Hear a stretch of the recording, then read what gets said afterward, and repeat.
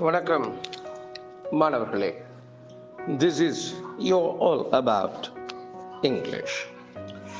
Pull your finger out அப்படின்னா கையை வெளியில் தள்ளு அப்படிங்கும் போது நல்லா தெரியுது.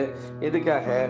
ஒரு காரியம் செய்வதற்காக அல்லது உழைப்பதற்காக.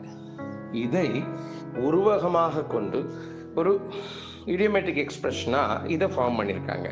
புல் யுவர் ஃபிங்கர் அவுட் அப்படின்னா உழைக்க தொடங்கு, start working, that to hard working அப்படின்னு சொல்கிறாங்க.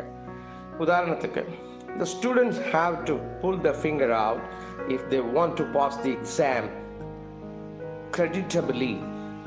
நல்ல மார்க் வாங்கி சூப்பராக பாஸ் ஆகணும்னா the students, what they have to do is the students have to pull the finger out if they want to pass the exam creditably. நல்ல முறையில் தேர்வை எழுதி தேர்ச்சி அடைய வேண்டுமானால் அவர்கள் கடுமையாக அதற்கு பாடுபட ஆரம்பிக்க வேண்டும். இதுதான் இந்த சென்டென்ஸினுடைய meaning. Pull your finger out. மீண்டும் நாளை வேறு ஒரு பதிவில் சந்திப்போம். நன்றி, வணக்கம்.